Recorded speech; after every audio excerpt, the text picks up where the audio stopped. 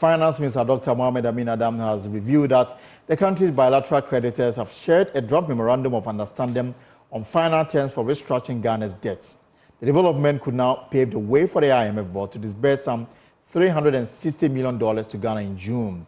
The Finance Minister gave more details on this agreement at a news conference in Washington, D.C. I have to tell you that I'm very optimistic that we will reach a very durable agreement that will help reset our debt profile. As far as the bilateral creditors are concerned, you know that we reached an agreement in principle in January, but we had to now formalize the agreement through an MoU with our bilateral creditors as a group, what we call the OCC. And the indication we have is that the OCC has shared the draft MoU with their members, and they are about sharing the draft with us sooner than later. And so as soon as we get the draft and we are fine with it, that will mean we have an agreement on the MoU. The IMF is not asking for a deal with the bilateral creditors, but an agreement on the wording of the MoU, and that will be sufficient for the IMF to go to the board, because that would have signaled the financing assurances that we need from the OCC members. The issue in relation to Eurobonds is also on course. We, as you know, from the cleansing statement we issued at the end of our non-disclosure agreement, we reached an interim agreement which we had to subject to the IMF threshold. And when you subjected that to the IMF threshold, you will notice that we narrowed the gap between what we agreed in the interim with the bondholders and the IMF threshold. We narrowed the gap, very, very slight difference. But that means that there is more work to be done, because any deal that we reach will have to be consistent with the threshold, the DSA threshold of 55% debt to GDP in present value terms, and then also a debt service to revenue ratio of about 18%. All right, so let me take you live to Washington, D.C. now, and George Uafe with our business desk joins me via Zoom. So, George, it's good to see you from D.C. And, I mean, let's break it down for the understanding of those who are watching us. There is a bilateral creditors and there's Eurobond. Can you differentiate between the two so that we can set the ball rolling on this matter? So, Elton, some would say that why are we here as a country, right. Ghana? The IMF and the World Bank, after classifying the country, that they do what they call the debt sustainability analysis, give us that tag that our debts have gotten to levels that can be said to be unsustainable. It means that when you look at those 7 main indicators, we are struggling, or we could struggle to settle our debts on time. Mm-hmm. So as part of this whole IMF agreement, which that avenue was reserved for least developed countries or those who are struggling to settle their debts, Ghana subscribed for the debt suspension initiative through the G20 common framework, where we have these developed countries and also these developed countries that are part of the Paris Club, that give me some breathing space so that I can really work on how to settle your debt. Elton, after the HIPIC initiatives, it appears that no developed country is now committed to cancellation of debt. Right. So what we would do with you as a developing country or a low middle income country is that come and engage us and let's review the terms in which you can settle the debt.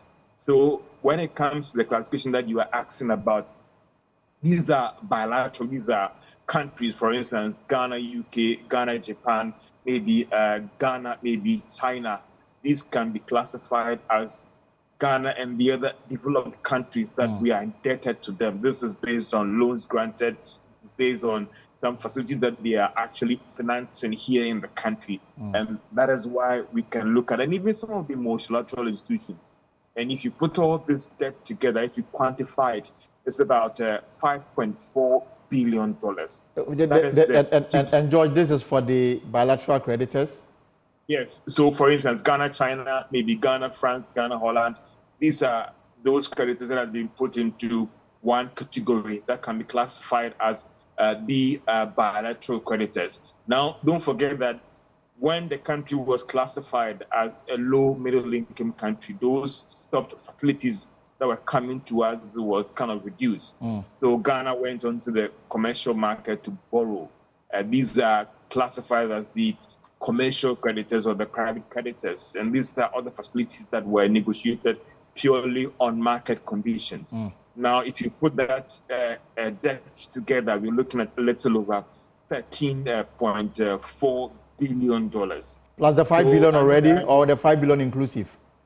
No, we are separating the debts here. So the $5.4 billion is to the bilateral creditors. Right. Now, if you come to the commercial creditors or the Eurobond holders, as I was trying to explain, that could be about $13.4 billion. So we're looking at almost $19 billion. $13.4 billion, yeah, for the commercial creditors, yeah. So these are two categories of debts that Ghana needs to go back to them under the framework that the IMF and the World Bank has established, where you call the G20 Common Framework, to engage these bilateral creditors, and then also engage these commercial creditors. And so that is just a brief background in terms of letting our viewers appreciate who are these bilateral creditors and who are these commercial creditors. Eurobond holders, the commercial market operators, these can be classified as the commercial or private bond holders, owing them about $13.4 billion. Are you privy to the details of the MoU signed between Ghana and these creditors? So with respect to the bilateral creditors, and then again, let me take you back. Somewhere in January, they had what they called the agreement in principle that they are open to talks that will lead to restructuring of the debt. And that agreement in principle is what Ghana took to the IMF for us to get even that first tranche of disbursement. It appears a lot of things have happened. Now, we also understand that somewhere in the February, government was able to kind of move very fast when it comes to the terms of, or even the wording of how the agreement should be structured. Now, fast forward, based on what the finance minister said yesterday, they have been able to reach an agreement on the wording. So, for instance, listen, you owe these bilateral creditors about $5.4 billion. How are you going to work to pay the debts when it comes to the interest suspension, the principal? Are you going to give them any haircuts? What are the legal terms? All these things, Elton, has to be finalized in terms of the wording and the legal implications for all the members to agree to it. And it appears that now we have that text. Right. And it's being shared among all its members. And based on what the minister said was that, listen, from where we've gotten to, it appears that, listen, we are already agreeing on the terms. So for every member to agree that they are okay, then we can classify, we can say that we have been able to reach an agreement with these bilateral credits when it comes to the MoU. And we can tell the IMF that, listen, we are done with the agreement, take the document and go to your board for that $360 million to be advanced to Ghana under the second program completion under the fund program. I'm more interested in the commitment of the creditors and their commitment to respect the terms of the agreement reached as far as this MoU is concerned. I'm asking because this is not the first time we heard about commitment and the fact that we are getting closer to reaching a deal. But we've been on this road for years.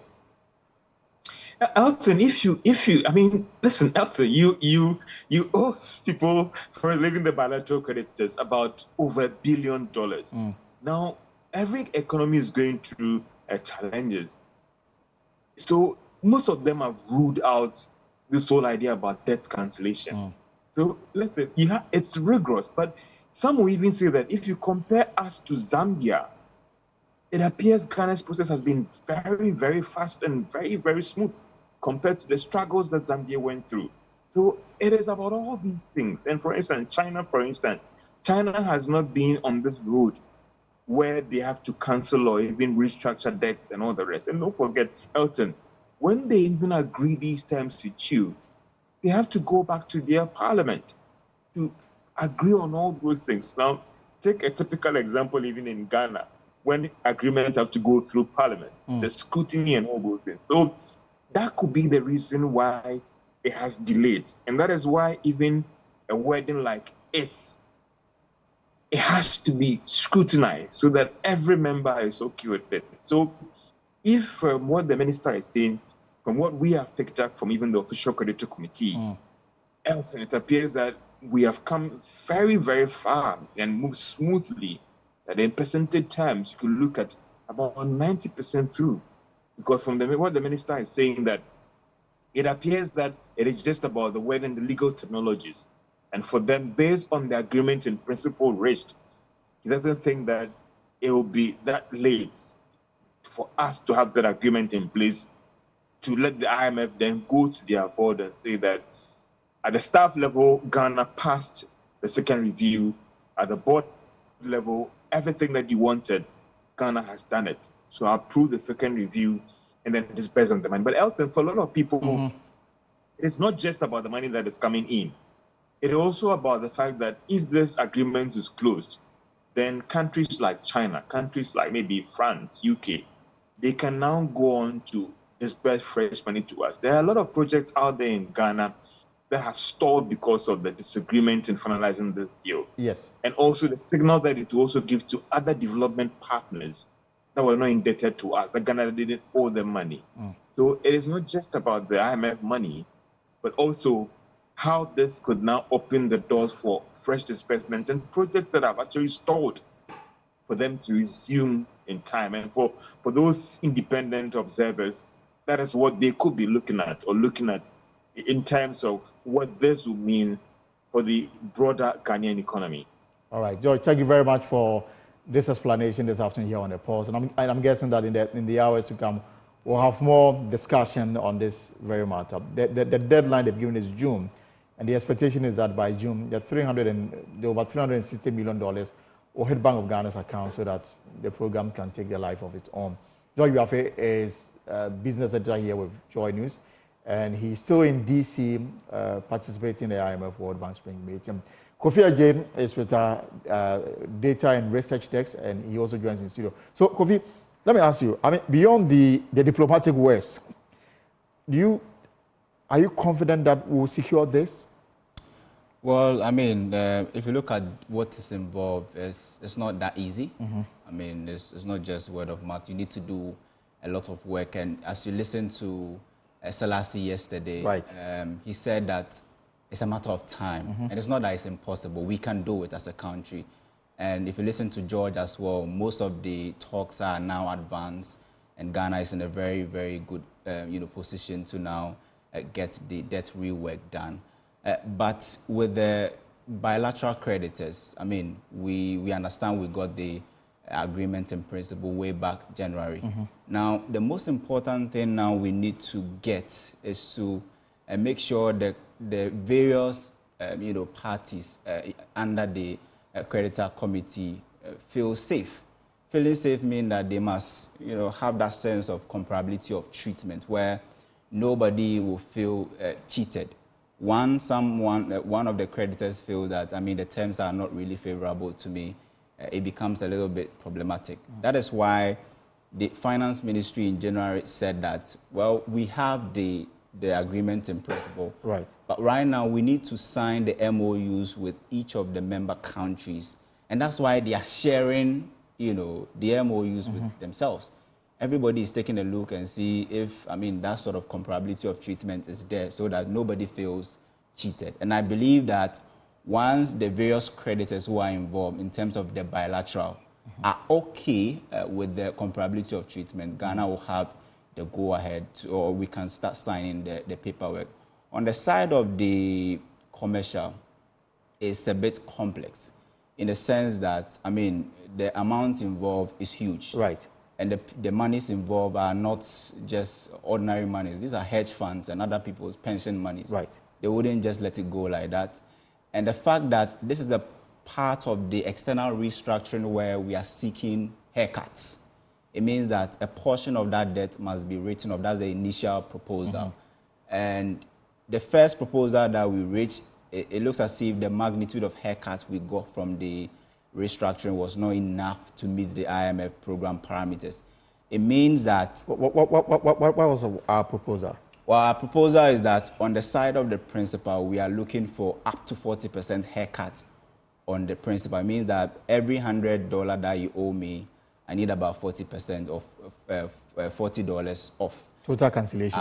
Not total cancellation. To pay it 40% right. off.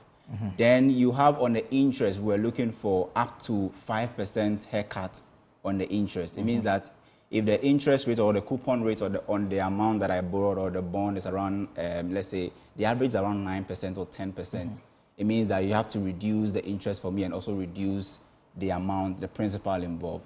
On the side of the bilateral, we are getting moratorium. It means that a breathing space for a while, then you... Before we pay back. You pay the correct amount or the original amount. There's no reduction in the coupon or in the principal. Okay. But on the side of the commercial, we are treating it differently. That's why it's a bit technical.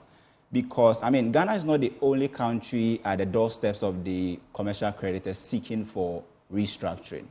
Other countries are watching what the commercial creditors will do for Ghana. And then they can take a cue from that. Absolutely. That's why they are a bit careful, and the non-disclosure agreement and all of those things.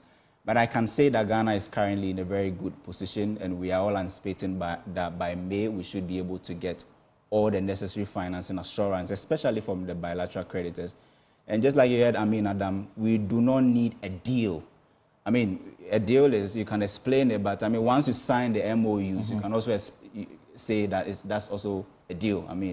Because that will give you the wording, the magnitude of haircuts, or the magnitude of relief that you are going to get. Because what you're looking for is $5.4 billion relief from the bilateral. In total, we are hoping to cut about $10.5 billion of our external debt, is now more than $30 billion. Right. My understanding is that the IMF is bent on we getting a good deal, because they don't want a situation where they release the money go to pay your creditors. But for the debt restructuring, this year we should be paying about $5 billion in interest alone. Interest alone, both external and then domestic. So it tells you the amount of money we pump into paying, servicing our debt. That's why the IMF needs that breathing space for us, so that we can invest that money into other, areas. And this is also an election year. So of course, I was coming to about spending. Yeah. About spending and how we are able to stay within budgetary limits. Already, Minister of Roads is promising across the country works that they will be doing. And all these promises require financial backing to see them through. Other ministries have programs and projects that they need to implement. All of them require money. Yeah.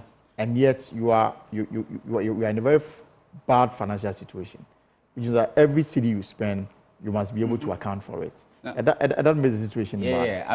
And the trust issue also comes in. Yeah, very important. Once you enter into an IMF program, it is so difficult to take unilateral decisions because everything has to be discussed with the fund and must be in line with the program parameters. Remember that when fuel prices started going up, NPA came in to withdraw the price stabilization recovery levy. They had to reinstate it because under the program, you've agreed that you're not going to, dish out subsidies to the energy sector, and fuel prices falls under the energy sector. So going into the election year, government has promised.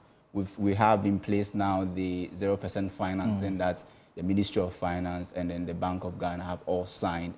And we've seen some sort of cuts in terms of expenditure. So we are all hoping that on the side of expenditure, on the fiscal side, things will slow down a bit in terms of the magnitude of the expenditure for us to get that breathing. But the other concern, energy, for example, the reason we are where we are, doomsday, if you like, is that we don't even have a lot of resources to buy fuel. Yeah.